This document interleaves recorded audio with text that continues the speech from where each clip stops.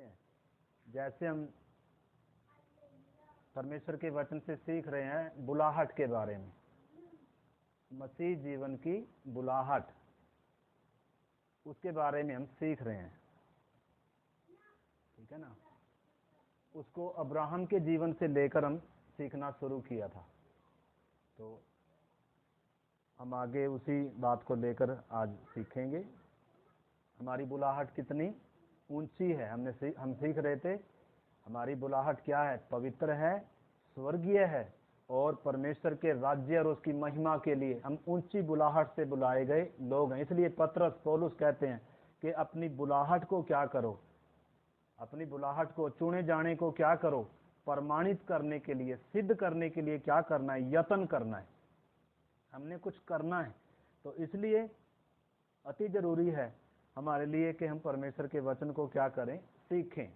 Abraham के जीवन से जैसे हम सीख रहे हैं परमेश्वर का वचन, अब्राहम, इनके जीवन की सारी बातें लिख कर दे रखी परमेश्वर ने हमें, पहले आदम और हवा से लेकर और पूरे इजराइल जाति तक, इजराइल कौम तक, एक एक व्यक्तियों की हमें उनका पूरा चरित्र भी, उनकी गलतियां भी, उनका समर्पण भी और उनका परमेश्वर के ऊपर का भरोसा और कई बार उनका अविश्वास, और ये सारी बातें क्या कर रखी। बहुत सारे जीवन हमारे लिए चेतावनियां हैं, बहुत सारे जीवन हमारे लिए आदर्श हैं। ठीक है ना। गवाहों का बादल हमें चारों ओर घेरे हुए है। तो उनकी बुलाहट तो तात्कालिक थी और वो बहुत मतलब पृथ्वी पर की थी उनकी बुलाहट, परंतु उनसे भी कहीं बढ़कर हमारी बुलाहट है, उनसे भी कहीं ऊंची बुलाहट हमारी हर एक विश्वासी भाई बहन की है। जो क्रूस के उस पार थे उनकी बुलाहट इसी धरती तक सीमित थी, परंतु जो क्रूस के इस पार हैं उनकी बुलाहट परमेश्वर ने एक अनंत काल का राज्य है, एक नया आकाश, नई धरती, एक नया यरूशलेम, और उन ऊंची बुलाहट से परमेश्वर ने हमें क्या किया है, बुलाया। इसलिए हम परमेश्वर के वचन में कुरिन्थियों में पढ़ते हैं कि जो बातें मनुष्य के कभी चित्त में भी नहीं चढ़ी, जो किसी के सुनने में भी नहीं आई, वो बातें, मतलब धरती की बातें तो स्वर्ग के बारे में भी अक्सर सुनते हैं, इसमें बहुत कुछ वचन में हमें प्रकट करके मिला है, परंतु लिखा है जो लोग परमेश्वर से प्यार करते हैं उनके लिए परमेश्वर ने एक ऐसा राज्य, एक ऐसा अनंत काल, एक ऐसी दुनिया तैयार की है, ऐसी मिरास रखी हुई है जो मतलब दिमाग में, सोच विचारों में भी कभी आ नहीं सकती, किसी की आंख ने भी अभी देखी नहीं है। तो इसलिए हमने समझना है हमारी बुलाहट कितनी ऊंची है। तो इसलिए अति जरूरी बन जाता है कि हम परमेश्वर के वचन को क्या करें, जैसे उनको बुलाहट दिया था वो कैसे चले, वो उनके जीवन में कैसे गलतियां आई, क्यों परमेश्वर ने हमें सारी बातें लिख कर दे रखी हैं, ताकि हम उनके जीवन से क्या कर सकते हैं, सीख सकते हैं, और हम अपने जीवन में होने वाली बहुत सी गलतियों से क्या हो सकते हैं, बच सकते हैं। क्योंकि परमेश्वर कभी बदलेगा नहीं। हमारे जीवन में बहुत सारे निर्णय लेने होते हैं, हमें हर दिन भी हमारे जीवन में निर्णय लेने के दिन होते हैं, छोटे छोटे निर्णय लेने होते हैं। जैसे ही हम सुबह उठते हैं हमें फैसला करना होता है आज मुझे कैसे जीना है, आत्मा पर मन लगाना है, शरीर पर मन लगाना है, भौतिक बहुत सारे हमारे काम धंधे भी होते हैं। तो इसलिए हमने एक बैलेंस बनाकर हम कैसे चल पाएंगे, बहुत सारे निर्णय जब हमने लेने होते हैं, अगर हमें वचन मालूम नहीं है, अगर हमें परमेश्वर की इच्छा मालूम नहीं है, अगर हमें पवित्र आत्मा क्या अगुवाई करना चाहता है, वचन हमें क्या बताता है, अगर उन बातों के प्रति सचेत नहीं है, तो हम अक्सर क्या करते रहेंगे, अपनी ही इच्छा से क्या करते रहेंगे, चलते रहेंगे। जो हमें चलाने के लिए आया है, जो हमें चलने के लिए दिया गया वचन है, जो हमारे पांव के लिए दीपक है और मार्ग के लिए उजाला है, क्योंकि जगत अंधकार में है।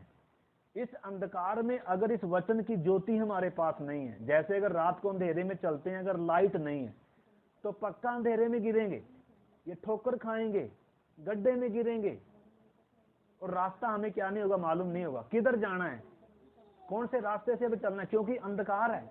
तो उस अंधकार में अगर चलना है तो हमें परमेश्वर का वचन बहुत जरूरी है सीखना, यही बनेगा हमारे मार्ग का दीपक और पांव का उजाला। और उसके साथ साथ परमेश्वर ने हमें क्या दिया, अपनी आत्मा दिया है, ताकि हम आत्मा के अनुसार चलें, आत्मा के चलाए चलें। तो इस करके हम बहुत सी गलतियों से क्या हो सकते हैं, बच सकते हैं। कुछ निर्णय तो ऐसे हैं जो हमें जिंदगी में एक ही बार लेना होता है।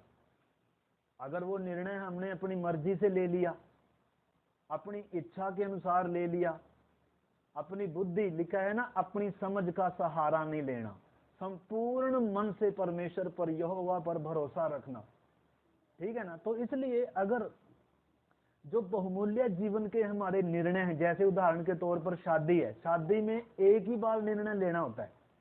अगर एक बार निर्णय ले लिया तो दोबारा क्या नहीं कर सकते, उस निर्णय को हम पलट नहीं सकते हैं।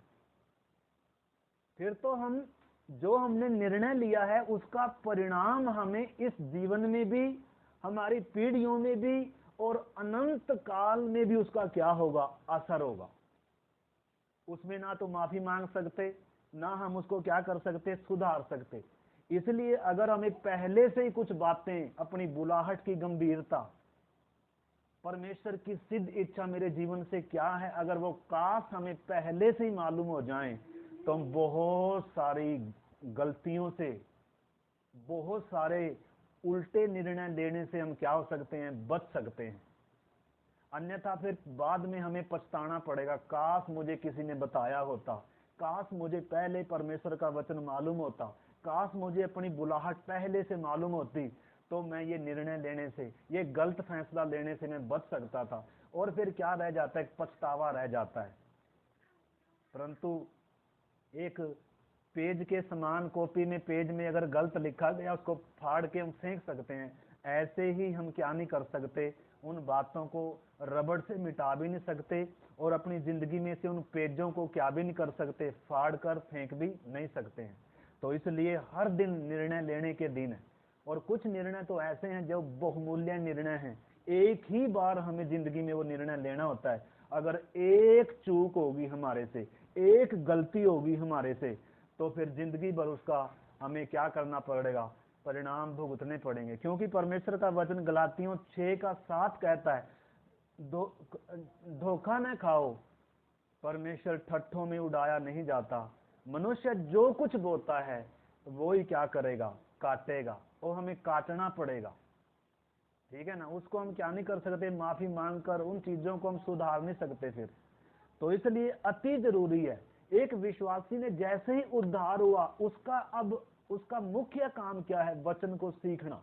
दो बातें हैं, अगर प्रार्थना और परमेश्वर का वचन अगर एक विश्वासी के जीवन में अहम जगह नहीं रखता है, अगर वचन सीखने के लिए उसके पास समय नहीं है, वचन सीखने का एक विश्वासी के पास मन नहीं है, प्रार्थना का जीवन नहीं है, तो कभी भी हम अपनी बुलाहट को समझ ही नहीं सकते हैं, पहचान ही नहीं, परमेश्वर को नहीं हम जान सकते। क्योंकि प्रार्थना और वचन ही हमें परमेश्वर के निकट लेकर आते हैं। हम परमेश्वर के स्वभाव को, हम अपनी बुलाहट को, हम मसीह जीवन की गहरी बातों को अगर समझना और सीखना है, तो हमें परमेश्वर का वचन 66 किताबें दिया गया। इसलिए हम पिछले दिनों में भी सीख रहे थे, संपूर्ण पवित्र शास्त्र परमेश्वर की प्रेरणा से रचकर हमें दिया गया है। क्यों दिया गया है? ताकि हर एक व्यक्ति सिद्ध बने, हर एक भले काम के लिए तैयार हो जाए करने के लिए। इसलिए इसमें ताड़नाएं हैं वचन में, इसलिए इस वचन में क्या है, सुधारना है, इसमें उपदेश है, और धर्म की क्या है, शिक्षाएं। तो इसलिए अति जरूरी है हमें अपने जीवन में एक अच्छा क्रम डालकर क्या करना है, परमेश्वर के वचन को सीखना है। अन्यथा हम परमेश्वर की इच्छा के विपरीत चलते रहेंगे। तो इसलिए अति जरूरी है, अगर हमने बहुत सारी गलतियों से बचना है, बुरे परिणामों से अगर हमने बचना है, तो हमें क्या करना पड़ेगा, हमें परमेश्वर के वचन को, उन गवाहों के बादलों को समझना पड़ेगा। अब्राहम को हवा कैसे गिर गई, परमेश्वर के साथ चलने वाले वो कैसे गिर गए, उनसे क्या चूक हो गई, शैतान किधर से आता है, शैतान कैसे आता है, अगर हमें वो बातें मालूम नहीं है, परमेश्वर के सिद्धांत और शैतान की युक्तियां और हमारे अपनी भी इच्छाएं, अभिलाषाएं हमें खींचकर किधर ले जा सकती हैं, हमें उन चीजों की ओर जो हमें विनाश की ओर ले जा सकती है। तो इसलिए हमने बहुत ही क्या करना होगा, इन चीजों को समझना होगा, हर एक विश्वासी भाई बहन ने। इसलिए परमेश्वर ने हमें पहले आदम और हवा से लेकर और सारे संतों की, परमेश्वर के उन लोगों की हमें कमियां भी लिख कर दे रखी, कैसे गिर गए हो, कहाँ चूक हो गई उनसे, और वो चूक उनके जीवन में कितनी बड़ी हो गई। इसी प्रकार परमेश्वर ने हमें भी बुलाया है, हमें भी परमेश्वर ने चुना है। हमारे सामने भी हर दिन हमने निर्णय लेने हैं, परमेश्वर की इच्छा या मेरी इच्छा। तो इसलिए हमारे मन में अपने भी बहुत सारे ख्याल आते हैं जिनके अनुसार हम फैसले लेते हैं।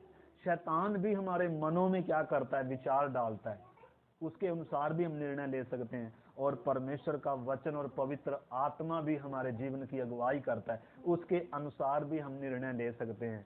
जो वचन के अनुसार निर्णय लिया जाएगा, जो परमेश्वर की इच्छा से निर्णय लिया जाएगा, वो अनंत काल तक हमारे लिए क्या होगा, वो हमारे लाभ के लिए होगा।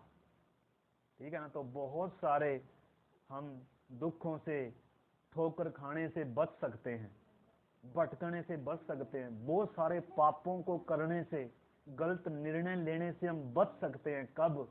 जब ये वचन मेरे पांव का दीपक और मेरे मार्गों का उजियाला होगा। तो इसलिए हमने अपने जीवनों को क्या करना है, हल्के में नहीं लेना। परमेश्वर का वचन अपने जीवन में अनुशासन डालकर क्या करना है, क्रम से सीखना है। ठीक है ना। पहली सदी के विश्वासी देखो क्या करते थे, लिखा जो उद्धार पाते जाते थे परमेश्वर उनमें मिला देता था। उस संगति में, उस प्रेरितों से क्या करते हैं, शिक्षा, वचन सीखते हैं, संगति रखते हैं, प्रार्थना में लोलीन है, रोटी तोड़ना। मतलब अगर ये चीजें नहीं है तो हम सोचेंगे तो सही, हमारा तो उद्धार भी हो गया, मेरे पास वचन भी है, ऑनलाइन भी जुड़ते हैं, हम परमेश्वर की इच्छा में चल रहे हैं। परंतु ना, परमेश्वर की इच्छा हमारी इच्छा के बिल्कुल क्या होती है, विपरीत होती है। तो इसलिए हम देखते हैं परमेश्वर के वचन से, अगर भजन संहिता एक अध्याय हम पढ़े, हम आएंगे उसमें। पहला हम थोड़ा सा अपनी बुलाहट के बारे में सीखेंगे। हम पहला भजन संहिता एक अध्याय में जब हम देखते हैं, एक अध्याय का 1 से, इसमें लिखा है, क्या ही धन्य है वह पुरुष जो दुष्टों की युक्ति पर नहीं चलता और न पापियों के मार्ग में खड़ा होता है और न ठट्ठा करने वालों की मंडली में बैठता है, परंतु वह तो यहोवा की व्यवस्था से प्रसन्न रहता है और उसकी व्यवस्था पर रात दिन ध्यान करता रहता है। यहोवा की व्यवस्था से, परमेश्वर के वचन से प्रसन्न रहता है और लिखा है दिन रात उस पर क्या करता है, ध्यान करता रहता है। आगे लिखा है, वह उस मनुष्य के समान है जो बहती नालियों के किनारे लगाया गया है और अपनी ऋतु में फलता है और जिसके पत्ते कभी मुरझाते नहीं हैं, इसलिए जो कुछ वह पुरुष करे वह सफल होता है। तो एक व्यक्ति की सफलता का राज क्या है, परमेश्वर का वचन। इसके पत्ते कभी मुरझाएंगे नहीं, कभी निराशा, कभी चिंताएं, कभी डर, ये चीजें मतलब क्या नहीं होगी अगर हम वचन के अनुसार चलने लगे। अगर हम पवित्र आत्मा की अगुवाई में, परमेश्वर की इच्छा में चलने लगे तो मसीह जीवन एक आनंद का जीवन है। परंतु ये दुख का कब बन जाता है, ये निराशा का, चिंताओं का, डर का ये कब बन जाता है, जब हम परमेश्वर के वचन को अहमियत नहीं देते, जब हम परमेश्वर की आत्मा को, अपनी बुलाहट को, अपने चुने जाने को क्या नहीं करते हैं, अहमियत नहीं देते हैं। परंतु इधर क्या लिखा है, वो बहती नालियों के किनारे लगा है। कौन? जो व्यवस्था से प्रसन्न रहता है, जो दिन रात इस पर ध्यान करता है और इसके अनुसार चलने की चौकसी करता है, वह बहती नालियों में लगा हुआ एक वृक्ष है जिसके पत्ते कभी नहीं मुरझाएंगे और जो अपनी ऋतु में फलता है। तो इसलिए हम देखते हैं यहोशू एक अध्याय का उसका 7 और 8 वचन भी अगर हम पढ़ें, यहोशू को परमेश्वर ने वही बात बोली थी, व्यवस्था की ये पुस्तक तेरे चित्त से कभी उतरने ना पाए। कई बार हम वचन सुनते हैं, समझते भी होंगे, लेकिन क्या नहीं करते हैं, हम उस वचन को मनन नहीं करते हैं। बस जब तक हम वचन सीखते हैं, सुनते हैं, उस समय तक ही वचन हमारे मन में रहता है। उसके बाद वो वचन हमारे दिमाग में से, मन में से आधों के तो मतलब शैतान चुरा कर ले जाता है। अगर मार्ग के किनारे की जमीन है तो शैतान चुरा कर ले जाएगा। अगर पथरीली जमीन है, झाड़ियों की जमीन है, तो भी उस पर क्या नहीं करेगा। थोड़े समय जब हम सुन रहे हैं अच्छा लगेगा, परंतु जड़ गहरी नहीं है, पथरीली है, मिट्टी ज्यादा नहीं है, झाड़ियां हैं बहुतों के। तो अगर ये झाड़ियां क्या हैं, ये पथरीली जमीन क्या है, ये मार्ग के किनारे के क्या हैं, इनको हमने समझना है। तो इसलिए परमेश्वर यहोशू को भी कहता है, व्यवस्था की ये पुस्तक तेरे चित्त से कभी ना उतरने पाए, दिन रात इसी में ध्यान दिए रहना, और जो कुछ इसमें लिखा है उसके अनुसार करने की, चलने की, क्या करना, चौकसी करना। तब परमेश्वर क्या होगा, तेरे सारे काम सफल होंगे और परमेश्वर तेरे साथ रहेगा। परमेश्वर ने अगर मेरे साथ रहना है, परमेश्वर ने अगर मेरे जीवन से प्रसन्न होना है, तो उसने मुझे अपना वचन दिया है, अपनी आत्मा दी है। अगर हम उसके अनुसार चलेंगे, उसके अनुसार चलने की चौकसी करेंगे, उसके वचन को अपने जीवन में अहमियत देंगे, क्रम डालकर अपने जीवन में अगर हम अनुशासन डालकर वचन सीखेंगे, और उस वचन को सीखने के दूसरों को सिखाने के उससे नहीं, बल्कि उस वचन के अनुसार मैंने खुद चलना है। ठीक है ना। तो इसलिए इन कुछ बातों का हमने क्या करना है, ध्यान देना है। ठीक है ना। तो प्रार्थना और परमेश्वर का वचन एक विश्वासी के जीवन के मुख्य दो बातें हैं। अगर ये दो बातों को इग्नोर करते हैं तो हम बहुत सारे दुख उठाएंगे अपने गलतियों के कारण। इसलिए क्या करना है, हमने परमेश्वर के वचन को सीखना है। ठीक है ना। तो अभी हम देख रहे हैं, अगर हम सतिफनुस जो 7 अध्याय हमने प्रेरितों के काम में हमने पढ़ा था, जहां हमने अब्राहम के बारे में पढ़ा, उसमें प्रेरितों के काम 7 अध्याय हम देखते हैं। सतिफनुस एक विश्वासी है, खाना बांटने वाला एक विश्वासी है, ये पास्टर नहीं है। लेकिन इसके मुंह से अगर इसका प्रचार हम देखें, इसका भाषण हम देखें, तो ये ऐसा प्रचार कर रहा है जो मतलब उस समय के बड़े बड़े महायाजकों के पास व्यवस्था तो है, उनके पास वचन तो है, परंतु उस बात को क्या नहीं करते, वो उस बात को क्या नहीं करते, पहचानते नहीं है। उनको ये है हमारे पास व्यवस्था, हम व्यवस्था के अनुसार चलते हैं। परंतु जब हम सतिफनुस का भाषण देखते हैं तो उसका भाषण क्या कह रहा है, कहां से शुरू कर रहा है, वो अब्राहम से शुरू कर रहा है। और क्या कह रहा है, मैं एक बार और उस वचन को पढ़ना चाहता हूँ। सतिफनुस का आपको मालूम है, अगर आप 6 अध्याय में अगर हम आएंगे, सतिफनुस के बारे में हम पढ़ते हैं, खाना बांटने वाले थे, इनको क्या किया गया है, काम के लिए नियुक्त किया गया। ये पवित्र आत्मा से और विश्वास से परिपूर्ण थे। तो सतिफनुस ऐसा व्यक्ति था, लिखा है, जिस ज्ञान और जिस आत्मा से वो चलता, लिखा है उसमें हम पढ़ते हैं 6 का 10 में पढ़ता हूं, प्रेरितों काम 6 का 10 लिखा है, परंतु उस ज्ञान और उस आत्मा का जिससे वह बातें करता था, वे सामना न कर सके। मतलब ये एक विश्वासी है, ये पास्टर नहीं है, ये प्रेरित नहीं है, लेकिन वचन इतना गहराई से जानता है।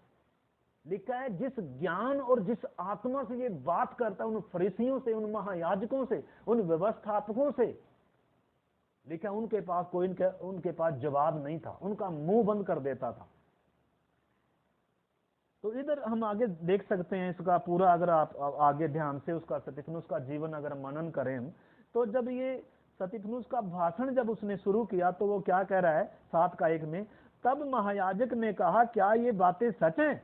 सतिफनुस ने कहा, हे भाइयों और पितरों सुनो, हमारा पिता अब्राहम हरान में बसने से पहले जब मेसोपोटामिया में ऊर में था, तो तेजो में परमेश्वर ने उसे दर्शन दिया और उसे कहा, तू अपने देश और अपने कुटुंब से निकलकर उस देश में जा जिसे मैं तुझे दिखाऊंगा। मतलब देखो किधर से शुरू, इसने यीशु मसीह पर लेकर आना है, यीशु मसीह का सुसमाचार बताना है, परंतु किधर से शुरू कर रहा है, अब्राहम से शुरू कर रहा है। हम कई बार क्या करते हैं, यीशु मसीह के बारे में सीखते रहते हैं, लेकिन पुराने नियम को हम क्या नहीं करते, नया नियम पूरा पुराने नियम में छिपा हुआ है। अगर हमें अब्राहम के बारे में, उत्पत्ति के बारे में, निर्गमन के बारे में और उन चीज पुराना नियम अगर हमें मालूम नहीं है, तो हम नया नियम कभी खुलकर मिलेगा नहीं। तो इसलिए प्रार्थना के साथ अगर हम सीखेंगे, ये वचन पवित्र आत्मा ही खोल सकता है। अन्यथा व्यवस्था तो पूरे, वो बाइबल तो पूरे यहूदी समाज पढ़ता था, उस समय के व्यवस्थापक, उस समय के यहूदी फरीसी सब पढ़ते थे, परंतु उनको ये वचन क्या नहीं था, इसकी गहराई मालूम नहीं थी। अब्राहम की बुलाहट कितनी गंभीर थी, और उसको जो वायदे और प्रतिज्ञाएं मिली थी, वो किस वंश के, वो उन बातों की गंभीरता क्या नहीं करते थे, वो जानते नहीं थे। इसलिए सतिफनुस किधर से आरंभ कर रहा है, अब्राहम से आरंभ कर रहा है। जब वो मेसोपोटामिया में था तो तेजो में परमेश्वर उसे दर्शन दिया और क्या बोला, क्या बोला? उसने कहा अपने देश अपने कुटुंब से निकलकर उस देश में जा जो मैं तुझे दिखाऊंगा। और लिखा है तब वह कसदियों के देश से निकलकर हरान में जा बसा। अच्छा विश्वासी, हमने देखा था उत्पत्ति 11 में हम सीख रहे थे, हमने देख लिया वो बातें। अब्राहम इतना समर्पित था, उसने परमेश्वर पर विश्वास किया, अपना परिवार, अपना घर, अपनी जन्मभूमि छोड़ दिया। इतना समर्पित था वो परमेश्वर पर, इतना उसने विश्वास किया। हमने इब्रानियों की पत्री में पढ़ा था 11 का 8-9 में लिखा है विश्वास ही से अब्राहम ने क्या किया, जब वो बुलाया गया ऐसे देश की ओर चल पड़ा जिसे वो आगे चलकर लेना था। उसने, वो नहीं जानता था किधर जाना है, तो भी वो निकल गया, परमेश्वर पर उसने विश्वास किया। ठीक है ना। परंतु हम देखते हैं आगे, इधर भी हम पढ़ते हैं, लिखा है तब वह कसदियों के देश से निकलकर हरान में जा बसा।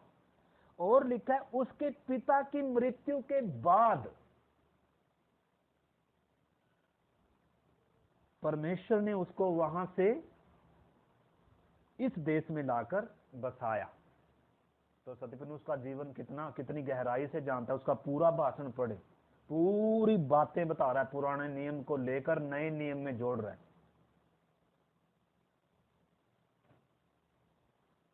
तो इधर हम देखते हैं अब्राहम का पिता मरने से पहले और मरने के बाद में जमीन और आसमान का क्या है, अंतर है। मतलब हमें भी जब हमने यीशु मसीह पर विश्वास किया, उद्धार पाया, जब हम किसके लिए मर गए, पाप के लिए मरे। जब हम किसके लिए मरता है पापी व्यक्ति, एक विश्वासी संसार के लिए और पाप के लिए मरकर बपतिस्मा लेता है, यीशु को अपने प्रभु और उद्धारकर्ता के रूप में स्वीकार करता है। इस शर्त पर, इस कंडीशन पर मुक्ति मिलती है, पाप के लिए मरकर संसार के लिए भी क्या होना है। बपतिस्मा संसार से अलगाव को दर्शाता है, संसार के लिए मरने को दर्शाता है। मसीह के साथ मृत्यु में गाड़ा जाता है, उस पानी की कब्र में मरे हुए व्यक्ति को दफनाया जाता है। ठीक है ना। यहां से मसीह जीवन का आरंभ होता है। ये बहुत ही क्या है, आनंद में शुरुआत होती है। रोते हुए नहीं चलता कि विश्वासी, शुरू में इतना आनंद के साथ क्या होता है, परंतु उस समय जब चलता है तो परमेश्वर क्या करता है, उसको चलाता है। परंतु आपको मालूम है उसके बाद कुछ समय ऐसे चलता है एक व्यक्ति, परंतु आगे मसीह जीवन चलने के लिए परमेश्वर का वचन है और पवित्र आत्मा है। अगर उसमें वो गंभीर नहीं है, अगर उसमें वो सचेत नहीं है, तो चांस क्या रहता है, अपनी मर्जी से चलना, अपनी बुद्धि से चलना, अपने प्रयासों से चलना, पुराने स्वभाव के अनुसार चलना। चलाने के लिए जो पवित्र आत्मा आया है, चलने के लिए जो हमें परमेश्वर का वचन दिया है, उसके अनुसार न चलकर तो किसके अनुसार चलने लगेंगे। अब्राहम के साथ भी वही हुआ, उसका बाप उसको क्या करने लगा, चलाने लगा। तो जब तक बाप उसको चलाएगा तो कैसे नहीं चल सकता अब्राहम, बुलाहट के अनुसार चल नहीं सकता। तो ये कुछ बातों को हम देखेंगे। ठीक है ना। तेरह के जीते जी अब्राहम क्या नहीं कर सकता, तेरह का मरना जरूरी क्यों है। तेरह मैंने बताया, उस अब्राहम के लिए तेरह उसका पिता था, हमारे लिए तेरह कौन है, हमारा बाहरी मनुष्यत्व, हमारा बिगड़ा हुआ स्वभाव, हमारी शारीरिकता,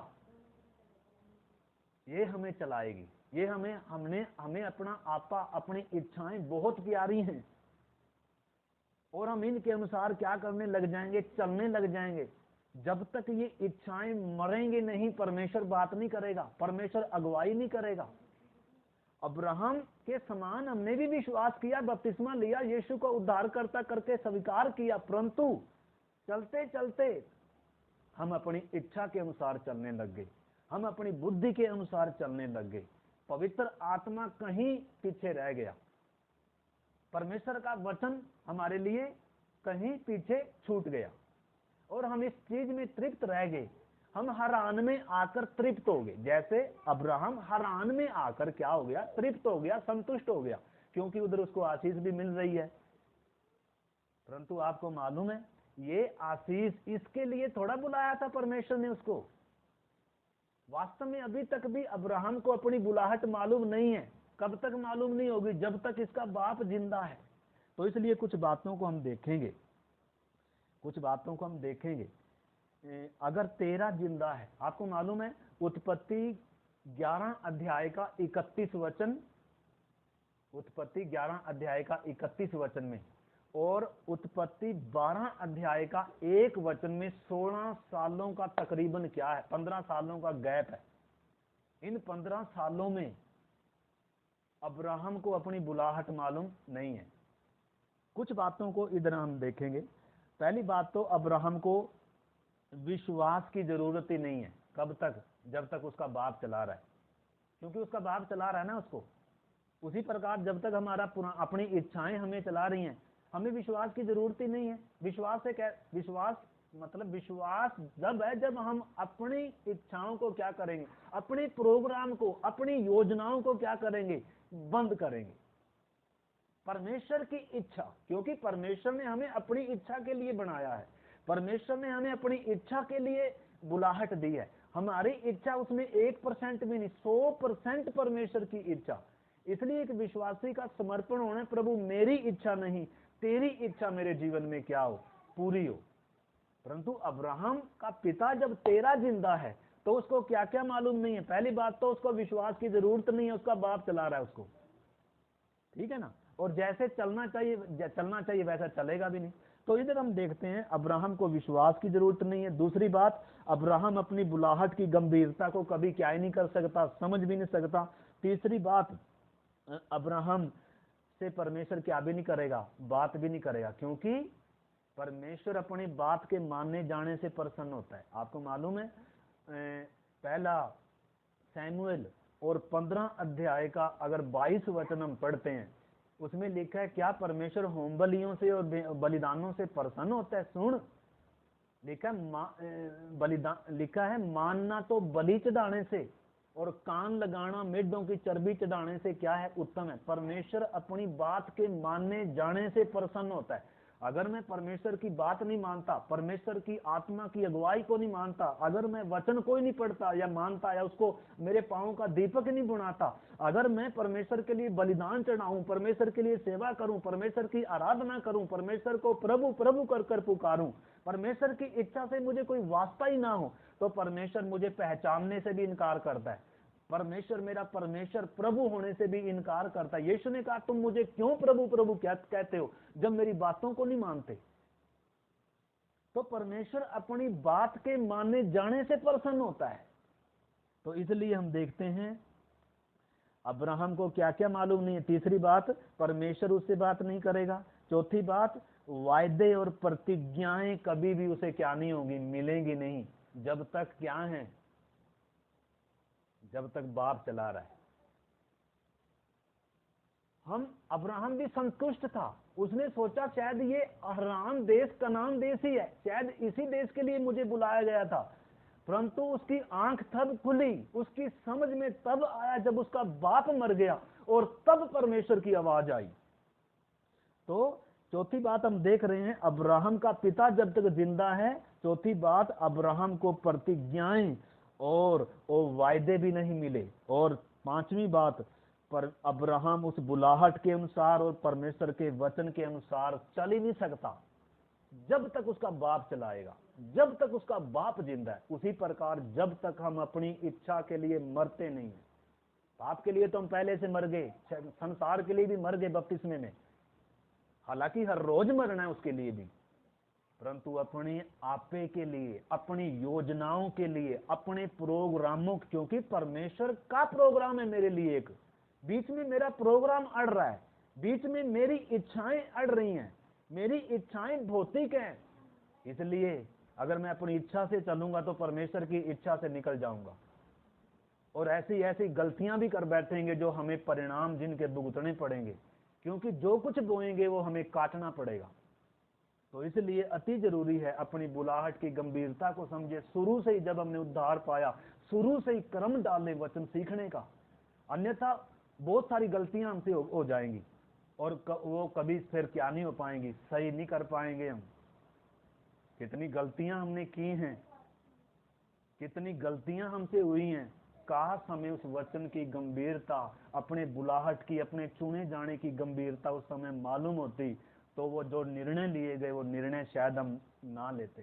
परंतु अब जो बोया है उसको क्या करना पड़ेगा? काटना पड़ेगा। तो इधर हम देखते मेरे प्यारे भाई बहनों, इसलिए अब्राहम, भले ही तुझे बुरा लगे, परंतु परमेश्वर क्या कह रहा है? तेरे बाप को जब तक मरेगा नहीं, मैं तुझसे बात नहीं करूंगा। यीशु के सारे शब्द ऐसे ही थे।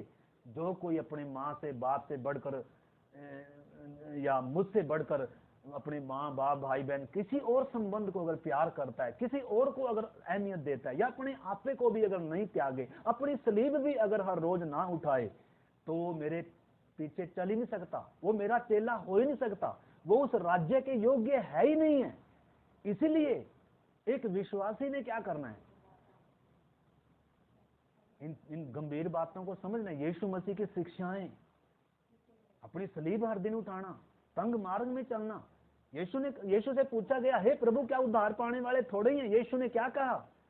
मैं तुमसे कहता हूं, सकेत फाटक से प्रवेश करने का प्रयत्न करो, क्योंकि बहुत सारे चलना चाहेंगे, प्रवेश करना चाहेंगे, परंतु नहीं कर पाएंगे, क्योंकि ये मार्ग तंग है, और तंग मार्ग में हम चलना चाहते नहीं है।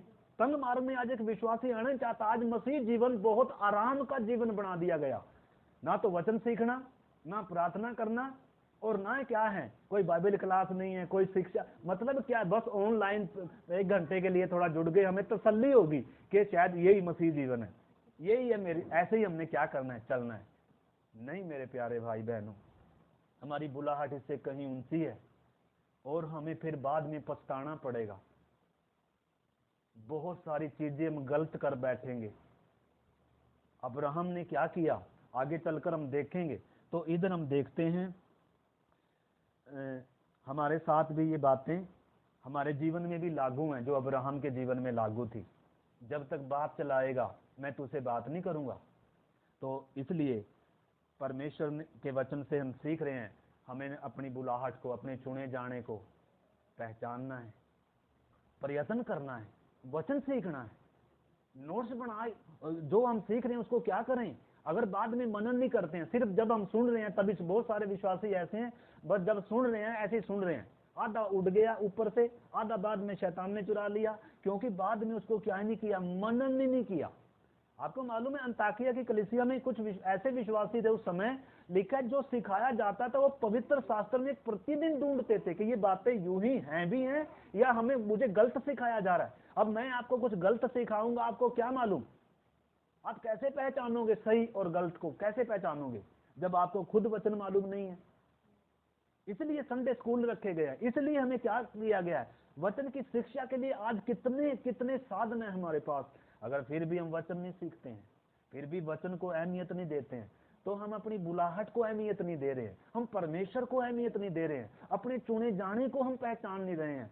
परंतु जो अपनी बुलाहट को पहचानता है, वो इस वचन को अहमियत देने लग जाएगा, वो प्रार्थना के जीवन को अहमियत देने लग जाएगा, वो परमेश्वर की इच्छा, प्रभु अगर मैं अपनी इच्छा से चला, क्योंकि पीछे अपनी इच्छा से हमने चलकर देख लिया, ऐसे ऐसे गड्ढों में गिर गई, ऐसे ऐसे हमने निर्णय ले बैठे हैं कि वो हम बहुत सारे उनके परिणाम क्या हो रहे हैं, भुगत रहे हैं। तो इसलिए मेरे प्यारे भाई बहनों, अब हम देखते हैं उसका निकाले उत्पत्ति 12 अध्याय। काफी समय निकल गया, लेकिन ये बातें भी हमें सीखना जरूरी है।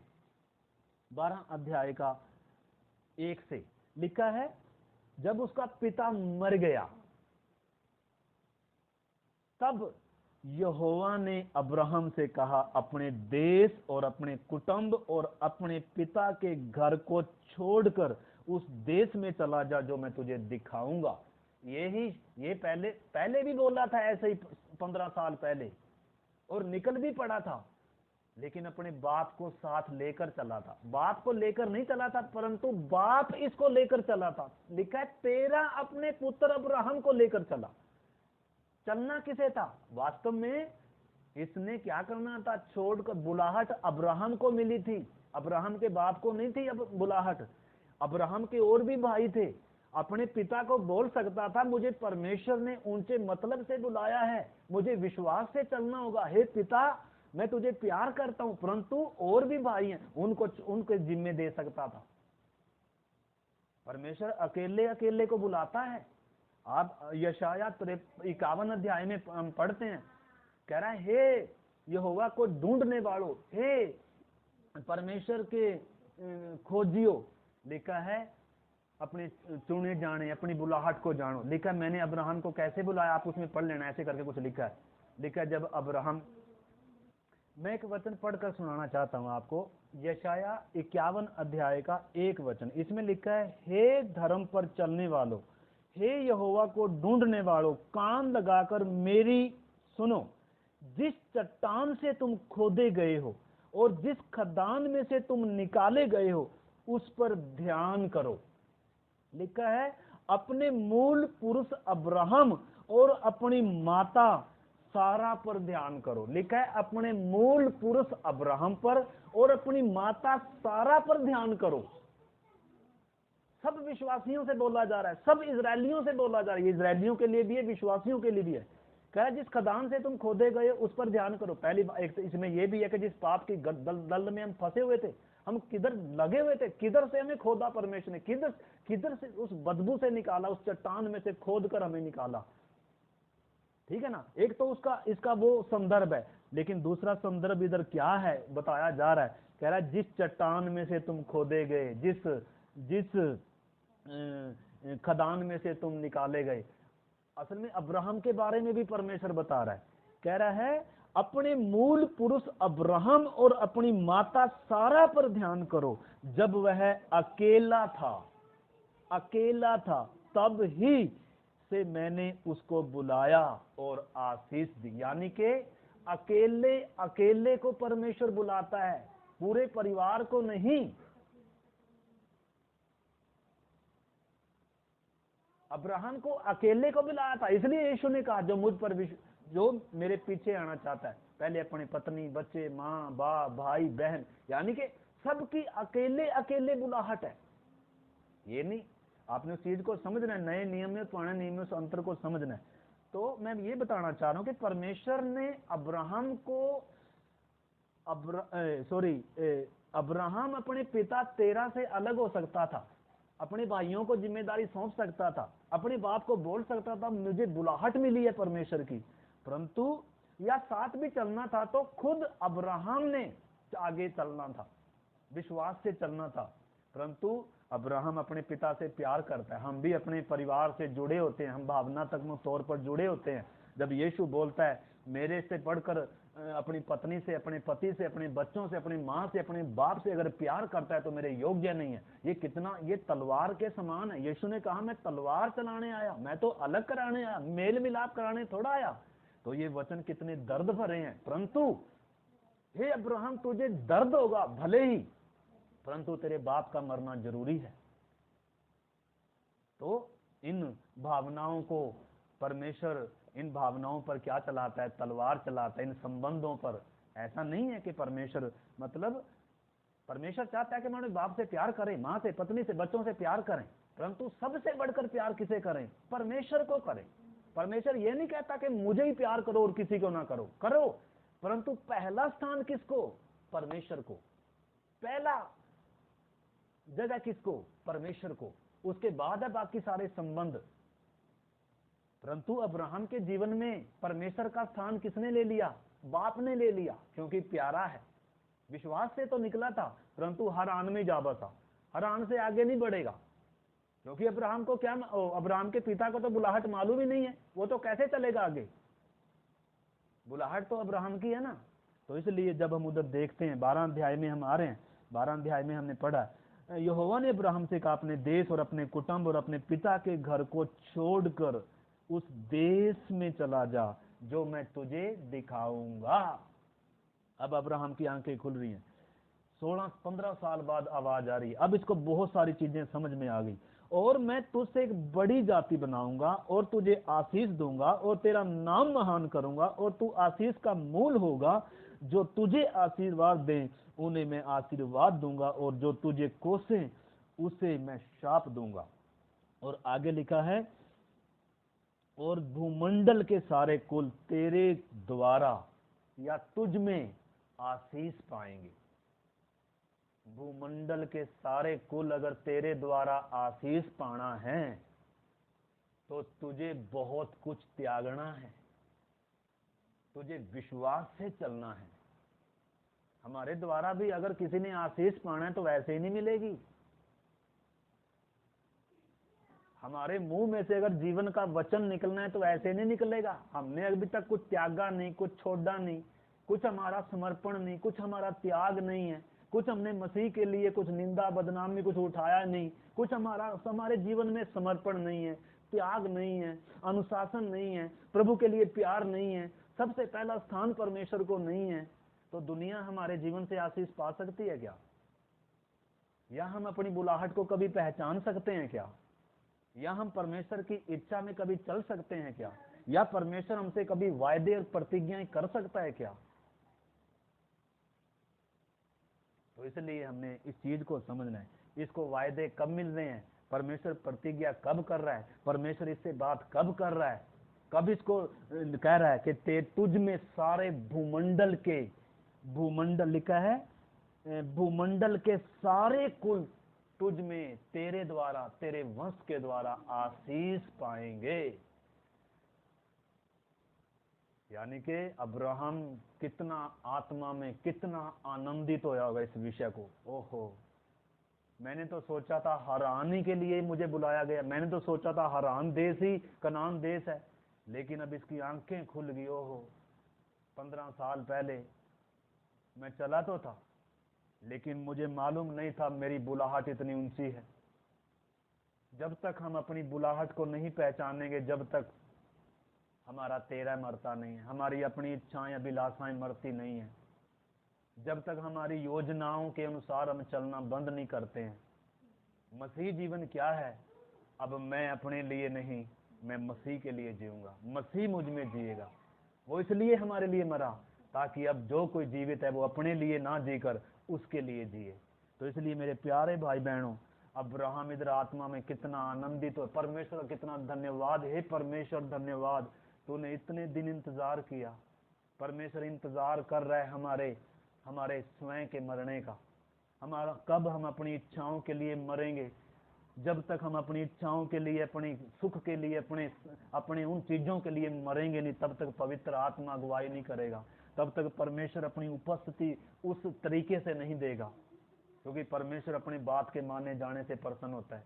अगर अभी तक मुझे जो परमेश्वर ने बोला था अभी तक उसके अनुसार मैं चला ही नहीं हूँ, तो आगे परमेश्वर मुझसे क्यों बात करेगा? मैं चल ही अपनी मर्जी से रहा हूँ। मुझे परमेश्वर की इच्छा से चलने का कोई मतलब ही नहीं है, मेरा वो उद्देश्य नहीं है कि परमेश्वर तेरी इच्छा क्या है, मैं तेरी इच्छा के अनुसार चलूं। सुबह उठकर हे परमेश्वर आज मुझे कैसे चलना है, मेरी अगुवाई कर, हे पवित्र आत्मा मुझे चला। अगर मेरी वो प्रार्थना ही नहीं है, मन ही नहीं है, वो मेरा टारगेट ही नहीं है, तो परमेश्वर मुझे क्यों चलाएगा? परमेश्वर अपने प्रेमियों के लिए रखा हुआ है स्वर्ग।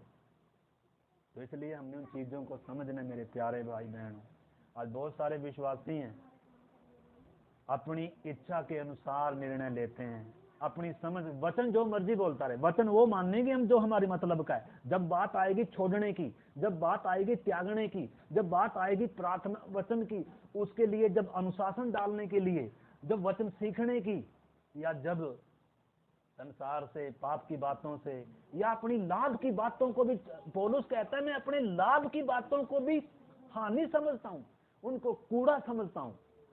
बहुत सारी बातें हमारे लाभ की हैं, परंतु उनको जब तक लाभ की बातों को भी त्यागेंगे नहीं, छोड़ेंगे नहीं, कूड़े के समान जब तक वो लगेंगे नहीं, धन दौलत आदर इज्जत स्वयं के लिए जीना जब तक ये कूड़े करकट के समान हमारे जीवन में नहीं लगेगा, जब तक ये वचन हमें बहुमूल्य नहीं। आपको मालूम है लिखा है स्वर्ग का राज्य खेत में छिपा धन है। यीशु मसीह वो कीमती धन है जिसके सामने सारी दुनिया कूड़ा लगती है, जिसके सामने दुनिया का धन दौलत बैंक बैलेंस सोना चांदी कूड़ा है। परंतु आज बहुत सारे विश्वासियों के लिए यीशु मसीह कूड़ा है। लिखा कोई दो स्वामियों की सेवा नहीं कर सकता, वो एक को तुच्छ जानेगा और दूसरे से मिला रहेगा। वो एक के लिए, आप बहुत सारे पैसे के लिए जी रहे हैं, आदर के लिए, संसार के लिए, अपनी योजना इच्छाओं के लिए जी रहे हैं। अगर ऐसे लिखा कोई भी दो स्वामियों की सेवा नहीं कर सकता है, एक से मिला रहेगा प्यार करेगा, दूसरे से उसी समय तुच्छ जानेगा, तो हम जो हमारे जीवन का मालिक है उसी के अनुसार हम चलेंगे। अगर हमारे जीवन का मालिक मैं स्वयं हूं तो मैं अपनी इच्छा से चलूंगा। अगर मेरे जीवन में पाप है तो पाप के अनुसार पाप मुझे चलाएगा। अगर संसार मेरा मालिक है तो संसार के अनुसार, मेरा जो भी स्वामी है कोई भी है तो मैं उसे प्यार करूंगा, उसके अनुसार चलूंगा। एक समय में एक व्यक्ति के दो स्वामी नहीं हो सकते। अगर यीशु मसीह एक व्यक्ति का स्वामी है तो बाकियों से वो प्यार नहीं कर सकता। ये नहीं है कि आधा प्यार संसार से, आधा प्यार खुद से, आधा प्यार अपनी इच्छा विलासों के अनुसार, और आधा 50-50 नहीं है। 100% समर्पण, 100% परमेश्वर की आज्ञा मानने का मन होना है हमारे अंदर। ये टारगेट लेकर चलना है कि विश्वासी ने, ये नहीं है कि आधी मेरी मर्जी आधी परमेश्वर की मर्जी। ऐसे परमेश्वर कभी अगुवाई करेगा नहीं। जब तक अपने लिए मरे, जब तक तेरा मरेगा नहीं, जब तक हम अपने आपे, अपनी इच्छा, अपनी योजनाओं के लिए, परमेश्वर ने हमारे लिए योजना रखी है ना, हमने चाहे काम करना हो चाहे नौकरी करना हो, परमेश्वर की इच्छा के अनुसार करें ना। परंतु परमेश्वर की इच्छा से बाहर निकलकर हम अपनी इच्छा से कर रहे हैं।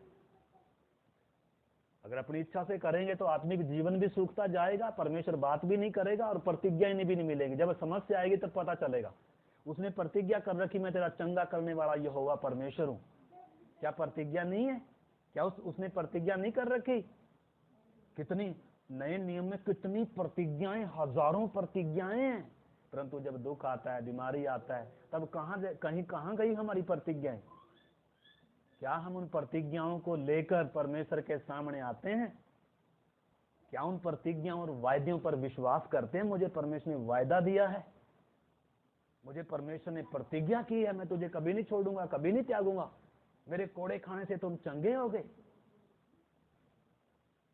तो इसलिए मेरे प्यारे भाई बहनों, अगर हम अपनी इच्छा से चलते हैं तो वायदे काम नहीं करेंगे, प्रतिज्ञाएं जो मिली हैं वो काम नहीं करेंगी। वायदे कब हमारे लिए वायदे बनेंगे? जब तेरा मरा, जब हम अपनी इच्छा विलासों के लिए मरते हैं। तो इधर हम देखते हैं, आगे इस वचन को पढ़कर हम प्रार्थना करेंगे, क्योंकि ये इतना गहरा है। अगर प्रार्थना के साथ हम सीखें इसमें कितनी गहराई, कितने मोती छिपे हुए हैं हमारी आत्मिक उन्नति के लिए। हम अपनी बुलाहट को, परमेश्वर के स्वभाव को, परमेश्वर के काम करने के तरीके को हम समझ सकते हैं। अगर प्रार्थना के साथ हम सीखेंगे हमारा जीवन कितना अनमोल है, हमारी बुलाहट कितनी ऊंची है। परंतु यह तभी है जब हम परमेश्वर की इच्छा के अनुसार, परमेश्वर के वचन के अनुसार इन चीजों को गंभीरता से लेंगे। तो इधर हम देखते हैं, आगे हम पढ़ते हैं। इधर लिखा है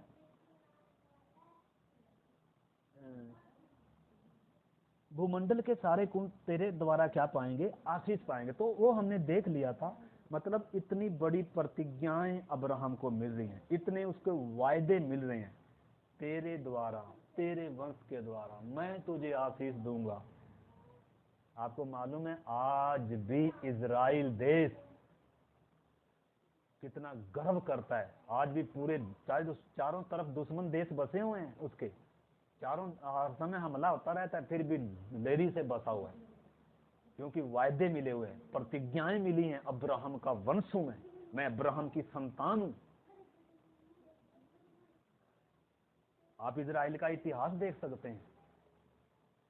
तो इसलिए मुझे परमेश्वर ने कितने वायदे दिए हैं, कितनी प्रतिज्ञाएं मेरे लिए हैं। मैं तुझे कभी नहीं छोड़ूंगा। एक विश्वासी डर कर नहीं जीता, एक विश्वासी चिंताओं में नहीं जीता, एक विश्वासी निराशा में नहीं जीता। इसने बहुमूल्य वायदे दिए हैं परमेश्वर ने, परंतु ये वायदे कब काम आएंगे? ये वायदे मेरे लिए कब वायदे बनेंगे? इधर हम देख रहे हैं जब तेरा मरा अब्राहम का, तब परमेश्वर बात कर रहा है, तब वायदे दे रहा है, तब प्रतिज्ञाएं कर रहा है परमेश्वर। तेरे द्वारा भूमंडल के सारे कुल आशीष पाएंगे। तो अब्राहम को कितनी ऊंची और कितनी महान आशीष मिली, वो कभी सोच भी नहीं सकता था। तेरा मरने से पहले उसको कभी एहसास भी नहीं था कि मुझे परमेश्वर ने इतनी ऊंची बुलाहट से बुलाया, लेकिन परमेश्वर तेरा मरने का इंतजार कर रहा था। हमारा भी परमेश्वर कब हम अपने लिए मरेंगे, कब हम अपनी इच्छाओं के लिए मरेंगे, कब हम अपने उद्देश्यों के लिए मरेंगे, तब परमेश्वर की आत्मा, परमेश्वर का वचन, परमेश्वर हमारी अगुवाई करेगा, तब वो प्रतिज्ञाएं, वायदे हमारे लिए क्या होंगे। तो इसलिए इधर हम देखते हैं, उसके बाद अब्राहम को ये कितना आनंदित होकर, कितना परमेश्वर के प्रति धन्यवादित होकर पिछली बातों को भुलाकर निशाने की ओर दौड़ने लगा। और अब आगे देखते हैं, आगे जाकर उसने वेदी बनाई। हमने पढ़ा था उसका 9 आयत तक पढ़ा था, 12 का 1 से 9 तक आप बाद में पढ़ लेना, पढ़ा था हमने।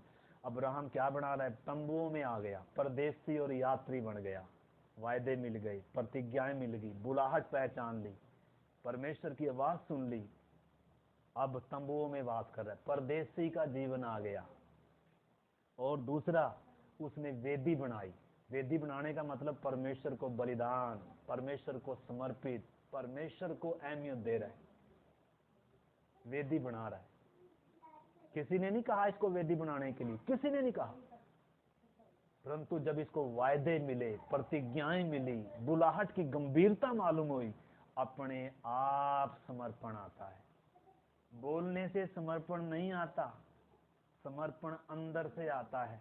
जब ये वचन खुलकर मिलता है, जब क्रूस की गंभीरता समझ में आती है, जब परमेश्वर का प्यार समझ में आता है, जब अपनी स्वर्गीय और ऊंची बुलाहट समझ में आती है, तब अपने लाभ की बातों को भी हानि समझते हैं, तब अपने लाभ की बातों को, उनको कूड़ा समझता है कि विश्वासी। परंतु तब तक कूड़ा नहीं समझेंगे जब तक क्या नहीं है, हम अपनी इच्छा अभिलाषाओं के लिए जी रहे हैं, अपनी मर्जी से जी रहे हैं, तब तक हमारी अपनी इच्छाएं, लाभ की बातें कोई छोड़ सकता है? देखो ना, पहली सदी के विश्वासियों ने क्या किया, अपने लाभ की बातों को क्या कर दिया, त्याग दिया। अपने कीमती बातों को, जिन चीजों के लिए जी रहे थे, जिन चीजों के लिए दिन रात मेहनत कर रहे थे, उन चीजों को कूड़ा समझ लिया। जब तक हम बहुत सारी चीजों को कूड़ा नहीं समझेंगे ना, जब तक हम इस वचन के मोती मिलेंगे भी नहीं। लिखा है, स्वर्ग का राज्य खेत में छिपा धन है, जिस किसी को मिला मारे आनंद के जाकर, मजबूरी से नहीं। आज तो एक विश्वासी के पास 2 घंटे के लिए समय भी नहीं है प्रार्थना का ही, एतवार के लिए भी समय नहीं है उसके पास। अगर सारा कुछ, यीशु ने एक धनवान को बोला, धनवान आया कह रहा सारा कुछ बेचकर कंगालों को दे दे और तब मेरे पीछे हो ले, और तुझे स्वर्ग में क्या मिलेगा। भाई जो कुछ छोड़ेंगे, त्यागेंगे, उसका प्रतिफल रखा हुआ है परमेश्वर ने। परंतु उसके लिए बड़ी चीज क्या थी, प्रभु थोड़ा था उसके लिए बड़ी बात, प्रभु अनंत जीवन थोड़ा था उसके लिए बड़ी बात। उसके लिए बड़ी बात क्या थी, उसका धन था। किसी के लिए धन बड़ी चीज है, किसी के लिए घर बड़ी चीज है, किसी के लिए परिवार बड़ी चीज है, किसी के लिए संसार बड़ी चीज है। संसार क्या कहेगा, परिवार क्या कहेगा, तो ठीक है भाई, कहेगा तो फिर यीशु कहता है वो मेरे योग्य नहीं है। उदास होकर चले गए बहुत सारे, सब के लिए नहीं है ये मार्ग। वो धनवान भी उदास होकर चला गया। ये अब्राहम की संतानों के लिए है ये। जक्कई लिखा है, अब जक्कई के बारे में यीशु ने कहा ये अब्राहम की संतान है। अब्राहम की संतान है तो अब्राहम के समान काम करेगा। जक्कई ने क्या किया, खड़े होकर क्या कह रहा है, हे प्रभु देख मैं अपनी आधी संपत्ति कंगालों को देता। अरे जक्कई तुझे क्या हो गया, जक्कई तुझे हो क्या गया, तू तेरा दिमाग पागल तो नहीं हो गया? घर के लोग कहेंगे इसका दिमाग पागल हो गया। जिस संपत्ति को, इतनी कीमती धन को हमने जोड़ कर रखा हुआ है, कमा कर रखा हुआ है, ये कैसे लुटा रहा है ऐसे? ये कैसे लुटा सकता है? इसको किसने बोला ये लुटाने के लिए? भाई जिसको परमेश्वर का प्यार समझ में आ जाता है ना, जिसको ये उद्धार और अपनी बुलाहट समझ में आ जाती है ना, वो बहुत कुछ करता है, वो बहुत कुछ करता है। और ऐसों को प्रभु बोलता है ये अब्राहम की संतान है। अन्यथा पूरा इजराइल उस समय कह रहा था, पूरे यहूदी बोल रहे थे हम तो अब्राहम की संतान है। यीशु ने क्या कहा, अगर तुम अब्राहम की संतान होते तो अब्राहम के समान काम करते। तो इसलिए अब्राहम की संतान होना है, कितना गर्व की बात है, कितनी ऊंची बात है। अब्राहम के समान काम भी करेगा, अब्राहम के समान समर्पण भी करेगा। तो हम अब्राहम के जीवन से सीख रहे हैं, जो विश्वासियों का पिता कहलाया जाता है। अब्राहम कैसे निकला, अब्राहम कैसे चला, अब्राहम ने क्या क्या छोड़ा, क्या क्या त्यागा, मुझे और आपको क्या क्या छोड़ना और त्यागना, कैसे चलना है। अगर अपनी इच्छा से चलेंगे तो कब तक परमेश्वर बात नहीं करेगा, कब तक प्रतिज्ञाओं का वारिस नहीं होगा। तो वो सारी बातें हम प्रार्थना के साथ सीख सकते हैं। अभी हम प्रार्थना में जाएंगे तो इस चीज की गंभीरता को समझना है। तो इधर हम देखते हैं इतना कुछ जब परमेश्वर ने मिला है, या इतना कुछ जब परमेश्वर ने उसको दिया, प्रतिज्ञाएं, वायदे, कितनी कीमती हैं ये वायदे, कितनी बहुमूल्य हैं ये प्रतिज्ञाएं। अब्राहम के द्वारा भूमंडल के सारे कुल आशीष पाएंगे। कभी अब्राहम ने सपने में भी नहीं सोचा था, मैंने और आपने भी कभी सपने में भी नहीं सोच रहा, किसी के चित्त में भी नहीं आई। परमेश्वर ने हमारे लिए क्या क्या योजनाएं बनाकर रखी हुई हैं। अगर हम अपनी योजनाओं के अनुसार ही चलते रहेंगे, वो योजनाएं उनके कभी फिर भागीदार, उस मिरास के कभी भागी नहीं होंगे। तो इसलिए मेरे प्यारे भाई बहनों, हमने उस चीज की गंभीरता को क्या करना है, समझना है। अब अगले पड़ाव पर आएंगे, ठीक है ना, वो अगली बार हम आएंगे। तो इधर हम देखते हैं, अब अब्राहम समर्पित हो गया, विश्वास में मजबूत हो गया, परमेश्वर से बात करी, परमेश्वर ने भी इससे बात करी, इसने भी वेदी बनाई, परमेश्वर के नजदीक में आ गया। परंतु आपको मालूम है एक लंबा सफर है। जैसे पहली क्लास पास होगी तो आगे दूसरी आएगी, और दूसरी क्लास का फिर टेस्ट भी आएगा, फिर तीसरी क्लास आएगी, फिर तीसरी क्लास का भी टेस्ट आता है। एक टेस्ट पास कर लिया, अब इसका मतलब ये नहीं है अब अब्राहम परफेक्ट हो गया ना। अब्राहम अभी भी बहुत, क्योंकि आगे अगली जमात का अगली क्लास के लिए टेस्ट रखे हुए हैं। तो आगे जब हम देखते हैं अब्राहम 12 अध्याय का 10 में हम जाएंगे, तो इधर हम देखते हैं जहां हमने खत्म किया 9 आयत किया, 9 आयत जहां हमने लिखा है, और अब्राहम आगे बढ़ करके दक्षिणी देश की ओर चला गया। तो एक लंबा समय बीत गया, परमेश्वर की आशीष पाकर, परमेश्वर के वायदे पाकर आनंदित है, विश्वास से चल रहा है। परंतु अगली पड़क फिर आ रही है। 10 आयत से जब आप सीखेंगे आगे, अगले उसमें हम सीखेंगे उस देश में क्या आ रहा है, आने वाले आगे कुछ दिनों बाद क्या आ गया उस देश में, अकाल आ गया। आप ये ना सोचे परमेश्वर ने वायदे दे दिए, प्रतिज्ञा दे दी, अभी तो जीवन में कोई समस्या नहीं आएगी, कोई दुख तकलीफ नहीं आएगा, कोई परख नहीं आएगी, कोई परीक्षा नहीं आएगी। अब भाई हमारे जीवन में बहुत सारी परख आएंगी, बहुत सारी परीक्षाएं आएंगी। हमने क्या करना है, वायदे जो मिले हैं, प्रतिज्ञाएं जो मिली हैं, मुझे कितनी ऊंची बुलाहट से, इधर अब्राहम आगे जाकर फिर क्या हो गया, विश्वास में कमजोर हो गया। हमें भी कितने वायदे तो मिले हैं, लेकिन जब परिस्थितियां बदलती हैं तो हम भी तो क्या हो जाते हैं। तो इसलिए हम आगे उसके बारे में फिर सीखेंगे। तो इसलिए मेरे प्यारे भाई बहनों, अब्राहम ऊर में से निकल कर किधर बस गया, हारान में, मतलब आगे बढ़ना क्या हो गया, रुक गया। हमारा भी कई बार उद्धार पाने के बाद आगे बढ़ोतरी रुक गई, आगे नहीं बढ़ रहे हैं। क्यों? क्योंकि हारान में बसे हुए हैं। क्यों बसे हुए हैं? इसके लिए थोड़ा परमेश्वर ने, उद्धार के लिए थोड़ा हमें बुलाया था। हमने तो सोच लिया बस उद्धार मिल गया, नरक से बच गए, बस। हमें नहीं मतलब हमारी बुलाहट से, हमें नहीं मतलब परमेश्वर की इच्छा से, हम तो नरक से बच गए, बपतिस्मा ले लिया, बस अब तो स्वर्ग की टिकट क्या है, पक्की है ना। वचन में लिखा है अगर उसके योग्य फल नहीं लाएंगे काट डालेगा। उसके अगर हम सचेत नहीं होंगे, गंभीर नहीं होंगे, आत्मा की अगुवाई में चलेंगे नहीं, तो हारान को ही हम क्या समझ लेंगे, कनान देश समझ लेंगे। उद्धार को ही हम क्या कर लेंगे, परमेश्वर की इच्छा समझ लेंगे। भाई उद्धार तो मकान की, बिल्डिंग की नींव है, इसके ऊपर एक बिल्डिंग बननी है, हर दिन इसमें काम होना है, एक एक रद्दा रखा जाना है, एक एक ईंट रखी जानी है, हर दिन क्या होना है, काम होना है। तो इसलिए अभी हम प्रार्थना करने जा रहे हैं, उस चीज को हमने क्या करना है, समझना है। जब हमने उद्धार पाया, मैंने पहले ही बताया, हम पाप के लिए मर गए, हम संसार के लिए मर गए, इस कंडीशन पर मुक्ति मिली, उद्धार मिला। परंतु आगे अब क्या करना है, अपने इच्छाओं, अपनी अभिलाषाओं, अपने सुखों के लिए भी क्या होना है, मरना है। अब अपनी बुद्धि से नहीं, अब वचन के अनुसार, अब पवित्र आत्मा के अनुसार चलना है, ठीक है ना।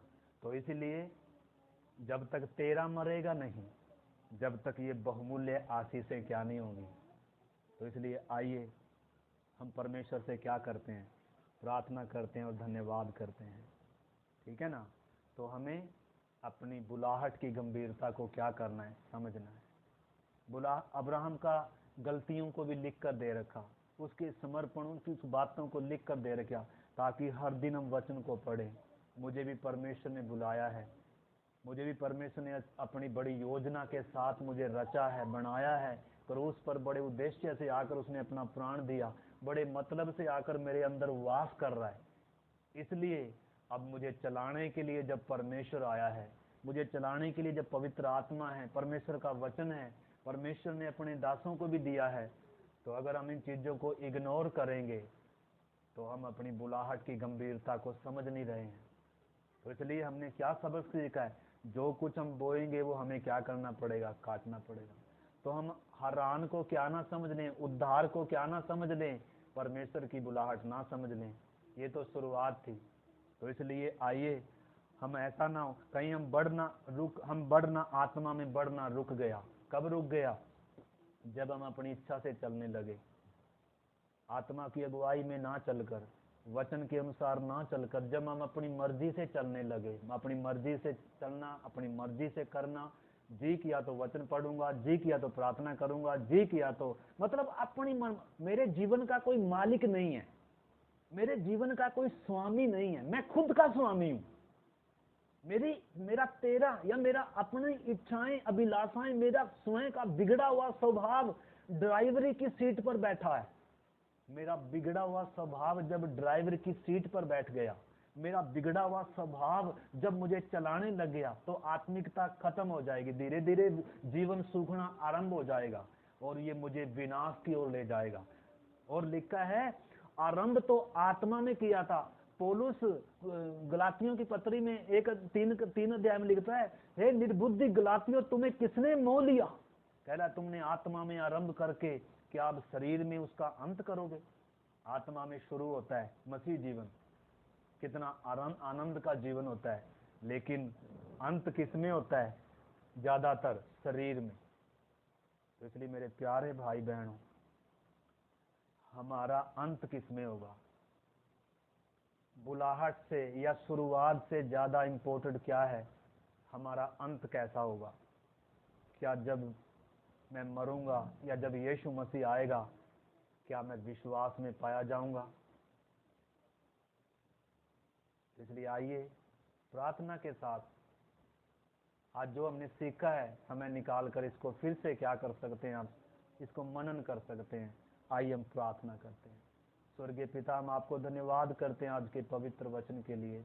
प्रभु, आपने हमें हमारी बुलाहट के विषय में, प्रभु पिता, आपके महान उद्देश्यों के विषय में आपने बड़ी हमें ऊंची बुलाहट से, प्रभु ये बुलाहट प्रभु पृथ्वी की नहीं है, बल्कि स्वर्गीय बुलाहट है, आपके राज्य और आपकी महिमा की बुलाहट है। प्रभु, इस पवित्र बुलाहट में आपने बुलाया है। पिता, हम अपनी बुलाहट को पहचानें, इसको सिद्ध करें, प्रमाणित करें और उसके लिए हम यत्न करें।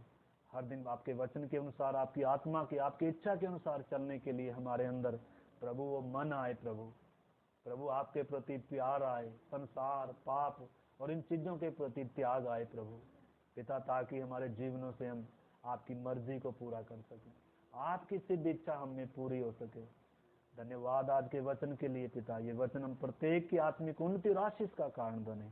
आपके हाथ में सौंपते हुए पिता, प्रार्थना को हमारे उद्धार करता प्रभु यीशु मसीह के नाम से मांगते हैं, आमीन। सबको जय मसीह की। महाराज।